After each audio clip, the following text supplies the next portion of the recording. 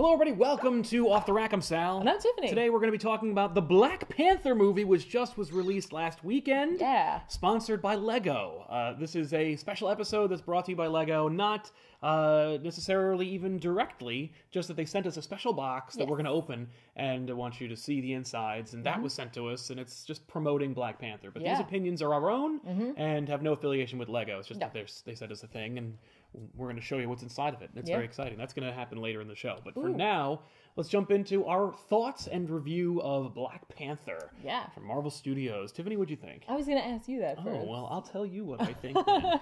I really, really dug this movie, and I was kind of expecting to, but in a very reserved way. Right. I was looking forward to seeing it. I knew nothing about what the plot was going to be, and I kind of deliberately kind of avoided the trailers for the most part. I saw the first trailer, so I actually saw all the trailers, but I didn't watch them on repeat viewing. Right. And I didn't try to analyze every single moment. I was just like, you know what? I've only read a few Black Panther comics in my time, and I kind of just really want to go in as a noob and just kind of really enjoy it. Right. Like just straight up. That being said, of course, there were a lot of Marvel Easter eggs that I was like, hey, it's White Gorilla, or is it Man-Ape? And then I looked it up, and I'm like, I'm right, it's both. But in any case, a lot of cool stuff in there. But I was very like, I just want to enjoy it from here and see if I dig it like naturally. Right. And I did. I just really enjoyed it overall. I didn't have any significant issues with it, and there's a lot of strong points that we'll get into more in depth as we talk. But overall, positive message. I really dug this movie. I mean, I think it goes without saying, I really enjoyed this movie. I know you tweeted out that comment I had, like a legitimate comment, like literally, Black Panther and Nakia and Okoye end up in that like Korean back alley casino, and they like show up, and I leaned over and I was like, this movie's too cool for us. Yeah, like I literally was in awe of like how cool the movie felt, along with being just a good movie. But I was like, it just feels cool, right? Like I'm just like it sets itself up right away, where you don't know what to expect, and you are surprised by the changes or turns that it makes, because it opens up kind of the way you would expect a Marvel movie to open up. And there are those scenes where there's some bad guys, and then the Black Panther punches them, and you're like, that was cool. I've seen that. How many Marvel movies are there? However many there are, that many times. And not to diminish that in any way, it was a cool scene. Especially, I always liked it when they shoot action scenes in the dark. Not because I like to be disoriented, but mostly because it's expensive to shoot in the dark. And I always like to see when directors are like, no, we're going to shoot in the dark, even though our producers are all screaming at us not to do that because it costs more to do. Right, but like, you need to do it. Yeah. Like, you got to do it sometimes. You got to break the mold. You got to be like, no, I can't be all in the daytime. You just got to go for it. I think also that scene was like aided by the character development and heart that they put into it. Like legitimately, it could have just been like hey, let's introduce like what Black Panther is capable of doing, even though we've already seen it. But just in case you didn't, let's show you like let's recap his awesome powers. But then it turns out like no, like yes, we're going to show you a cool action sequence, but it really has nothing to do with the action sequence. It's really about his affection towards Nakia. Yes. And like his like he chokes as is like said over and over again, in like the perfect way. But like I was like, that's a really great way to introduce the relationship between these two characters. Exactly. It's just like she intimidates him. Well, he's in awe of her. Well, that's true. Yeah, he thinks she's great. Right. And as well he should, because she is great. She's a very strong character that in no way puts on a superhero costume and kicks butt. No. She kicks butt all by herself, and not even in a physical way, although she does want to... The only costume that she puts on, in her opinion, is she puts on the garb of a warrior. Right. Because she's a spy, and she was like, that's what I do. Yeah. But then she's called to action beyond her standard, like, cloak and dagger kind of actions to, like, stand up for Wakanda. Right. And not that she's not ready to answer the call, but, like, she's not necessarily ready to put on that garb. Exactly. But she does it anyway. She does it anyway, and that's really cool. Yeah. What I was really in awe of with this film, other than it's, like you said, strong director, incredibly strong cast. Yes. Like, way to honestly, like, just nail this. And, like, every character is portrayed, I think, in a super strong way. they gel really well. You know, like even like the villains interacting with the protagonist, like it just goes perfectly. No, that was a real strength, was the cast, and that had a lot to do, I think, with Ryan Coogler's direction. Having seen only, I think, one of his other movies before, I saw Creed, which I loved, and he elicited so many fantastic performances in that movie. Yes. I didn't even think about it until I had seen the movie and was like, everybody really did a good job. Yeah. Like, even the characters that could have easily been hammy if this was a Marvel Studios Phase 1 or 2 movie, because they got Coogler, he managed to give each character depth and dignity. Yes. And, like, you can really screw up Man-Ape.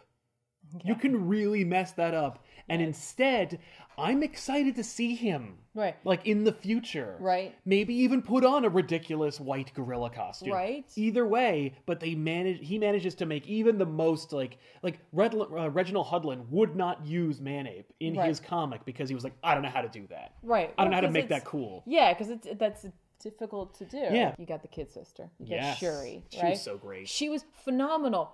But how easy it would have been. Oh, to make her annoying. Yes. And like they just didn't do that. Like, yeah, she is modern, certainly. But she, like, we see that like struggle between like modernity and like traditional like values. Yeah, she seems to reject it, but at the same time holds true to embraces it. Yeah, exactly. Or rather redefines it. Yes. That's the idea. She's like, I get it. I get the mountain stuff and the tribal fighting. Yeah. But the reality is, like, I've transcended it. Yes. And like you said, modernized it. Yes. But like, it would have been really easy to have her just go full on, like, I'm modern, and I push that away. But they didn't. They handled her with maturity. Yeah, and that's in the writing and in the direction. Yes, even if she has her like humorous moments and her kid sister moments, there is enough of the mature tones. Yes. To keep her grounded with the rest of the cast. Right.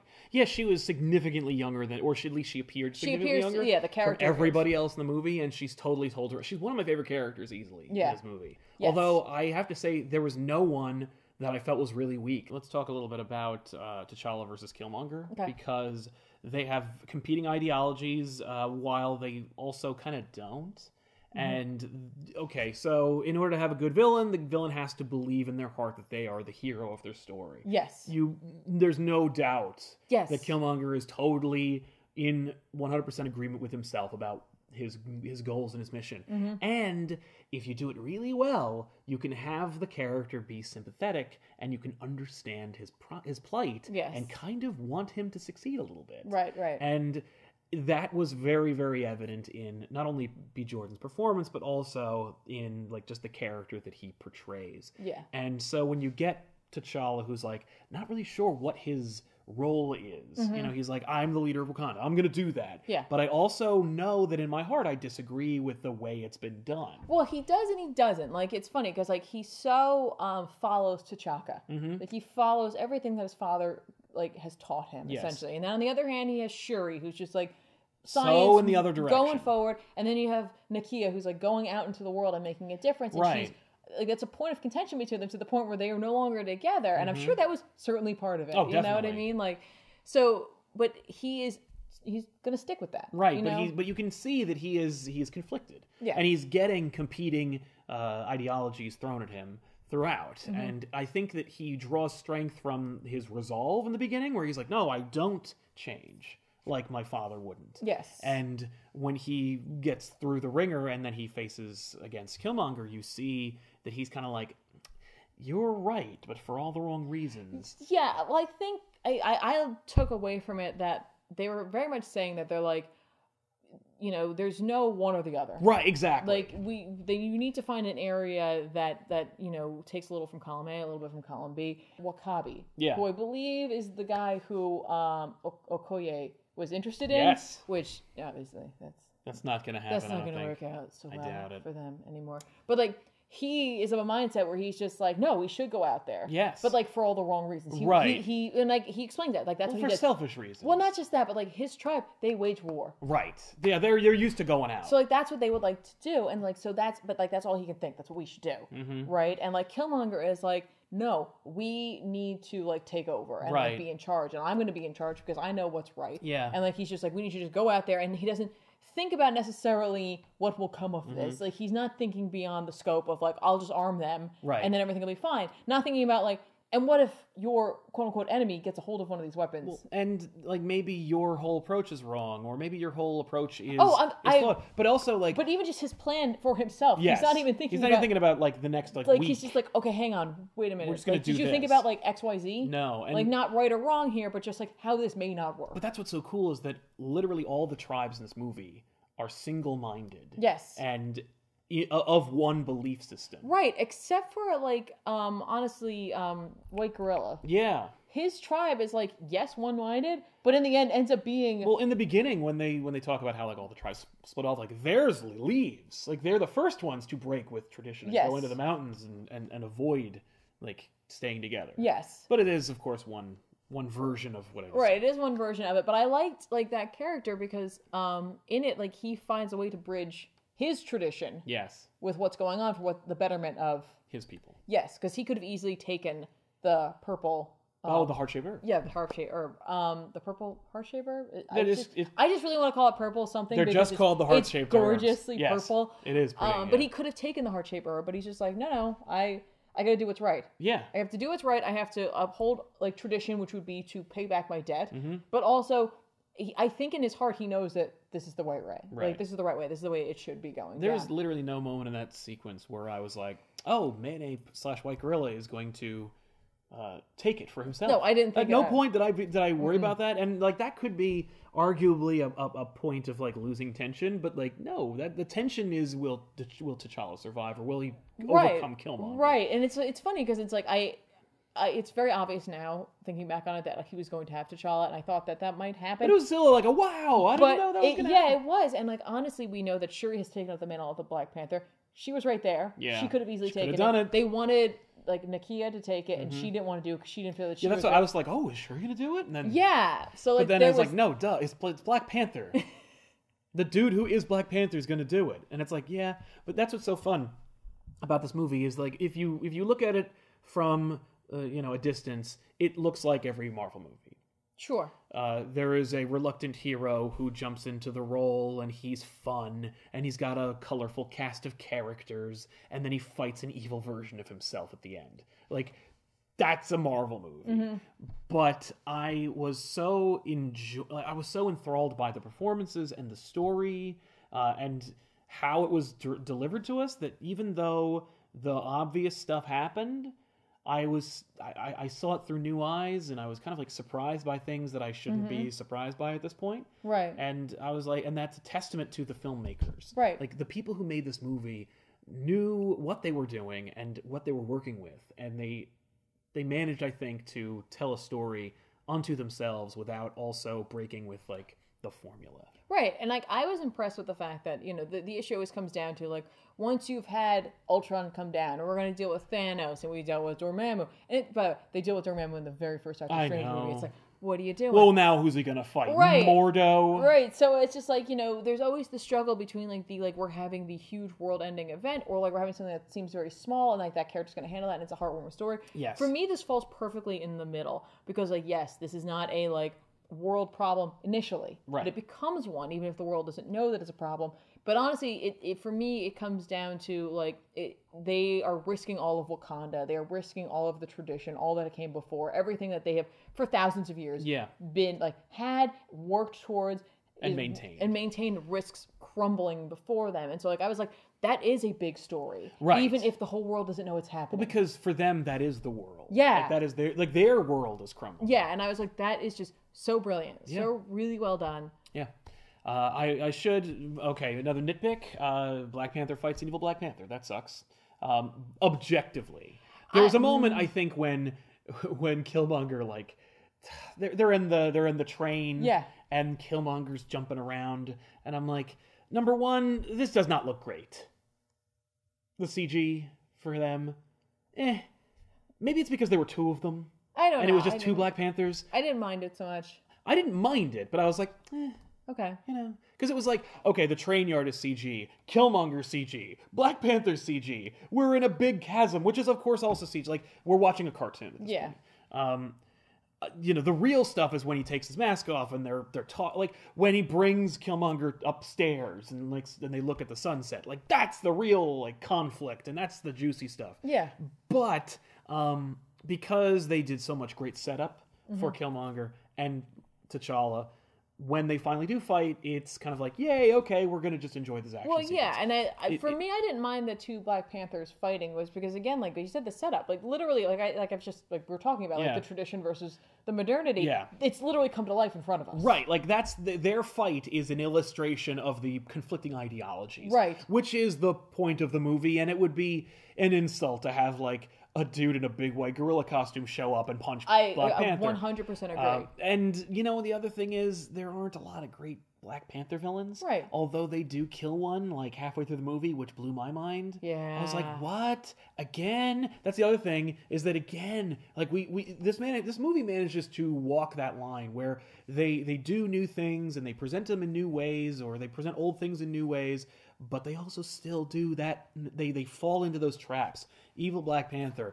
Let's take a long-standing villain that we could use a couple more times and kill him right off. Like, we just established Claw as a threat. He's got the arm cannon, like, sound thingy. We could do stuff with that. Even if Claw is not, like, a top-tier villain. Yeah. There are only, like, 2 or 3 alive. Right, but that aren't Thanos. Someone else could take up that mantle, technically. They killed Ronan the Accuser, for God's sake. I know, but I meant, like, Claw, they could have someone else.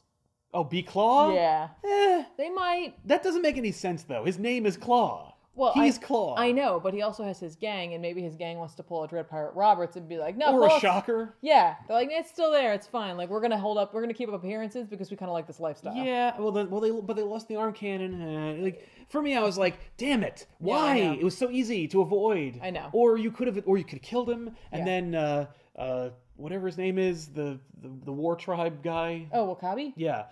They, you know, or they could have just brought him before Wakabi, and Wakabi's like, no, death is too good for him, and then gives him, like, uses the Wakandan science to bring him back to life, to slap him around a little bit, and then he gets away during the scuffle. Like, at least then you could use Claw again. Right. And I don't mean to, like, harp on Claw. Right. I'm not, like, a big fan of Claw. Right. I'm just saying, like, there's only, like, 2 or 3 Marvel villains. If you ever want to use them again, you need to stop killing them. I know. I hear you. And, like, okay, so... going back to villain deaths, like, so we lose Killmonger. We also lose Killmonger. Hang on. But for me, and like, while I wish they had not, that's the one. It made so much sense because we see Black Panther willing to change, and he is unwilling to budge. Yes, like Killmonger will not move forward. Right. No, we saw that kind of like very, very superficially in the end of Civil War when he won't kill Baron Zemo, and that's cool too. But I mean, like Killmonger won't move forward. And, I know. And T'Challa will. But T'Challa did. He was going to kill the.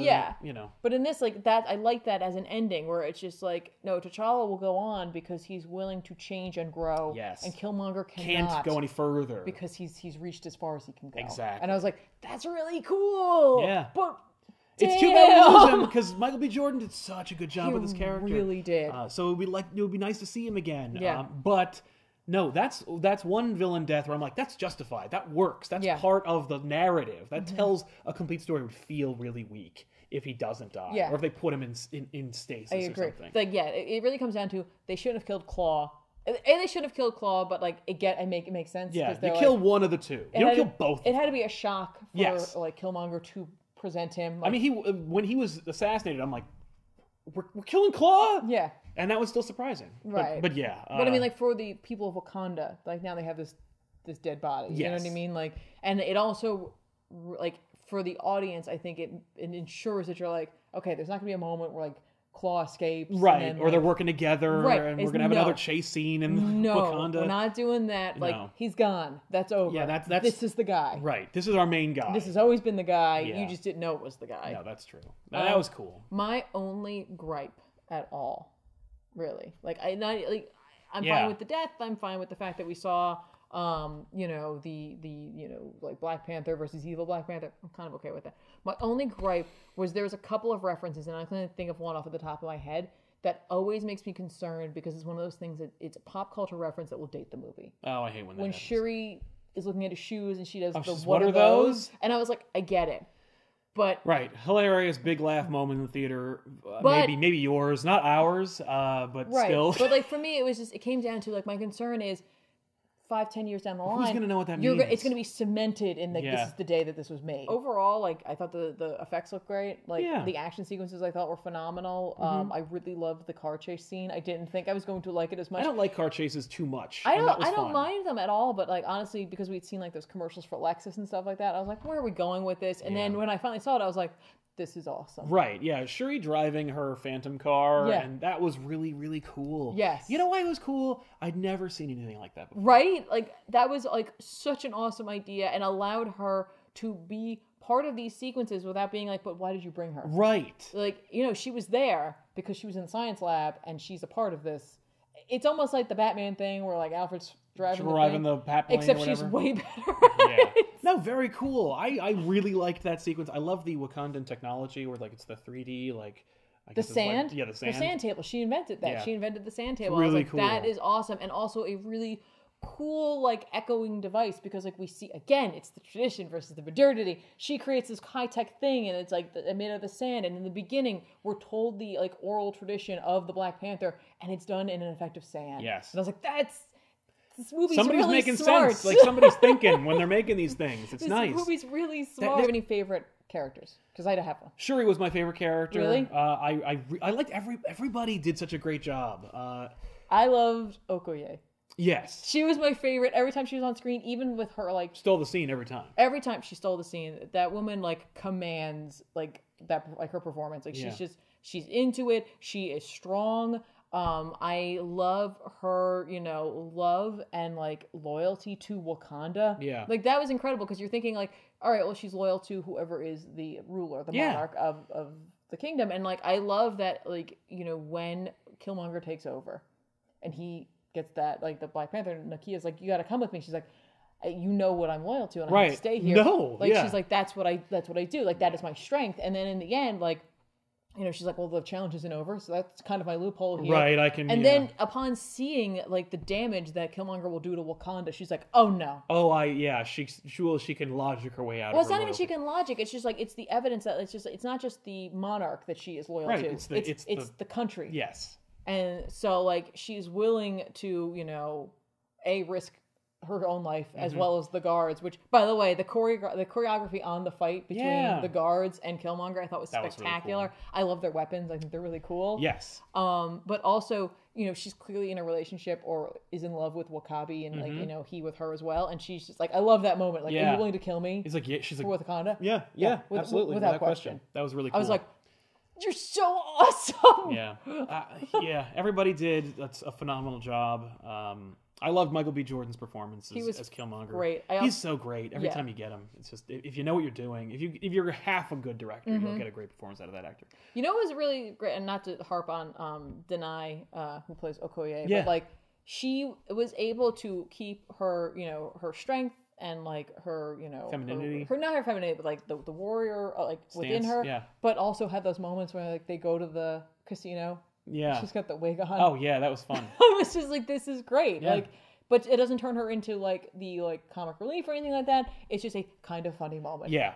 And like, I like when actors can go with that and not like make it too grand where it like, you know, ends up like losing the balance of that character. Yeah. Also, I didn't even honestly recognize Angela Bassett in this role. Right. I was just like, oh my god. I did. Totally I was like, hey, but you know, she does a nice job. She does a very good job. I thought that was. She doesn't have a lot to do, unfortunately. No, you're right. But she does a nice. She does. You know, she's Angela Bassett. She'll do a good job. Exactly. Yeah. But you know, we've seen Lupita before. Yes. She plays Mascanada. Yeah. But like to see her in this completely, obviously very different character. Yeah, she does great. Yeah, she does a great job. She's a good foil for Chadwick Boseman. Oh, the two of them have so much chemistry. Yeah. Like whether it be like, you know, in the positive or in the negative, like the two of them just work really great together. Yeah. Same with Chadwick and the woman who plays Shuri. Yes. I thought they had phenomenal chemistry as well. Very like sibling. Like, sometimes like when you know characters are brother and sister or whatever, it doesn't always come off that, you're told that. Yeah, you're told it and you're not shown it, but you feel it. But yeah, you definitely feel it, like, from the get-go. Yep. From the very first scene they have together to the last scene they have together. Absolutely.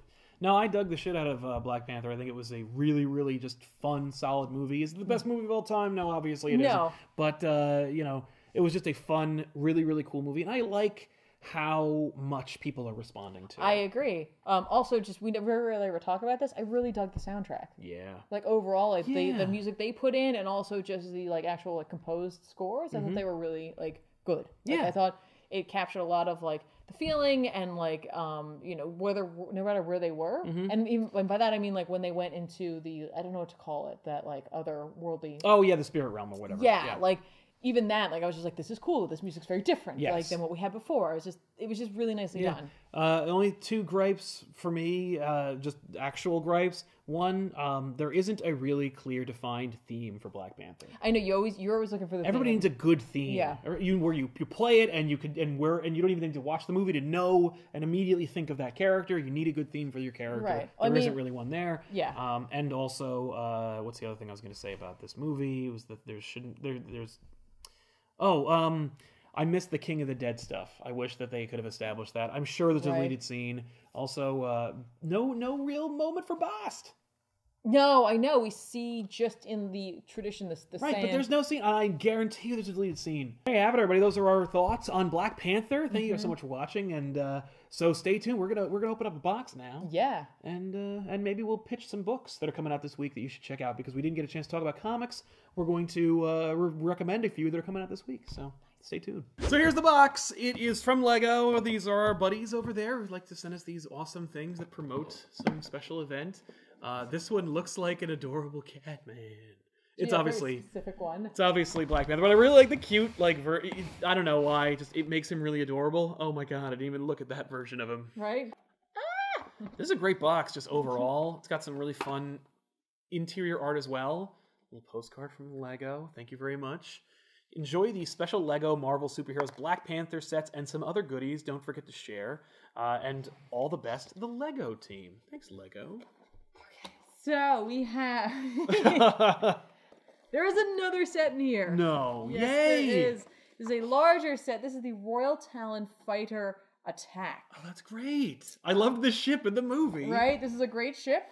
We have Claw and Killmonger in his like kind of civilian sort of outfit with the mask that he steals.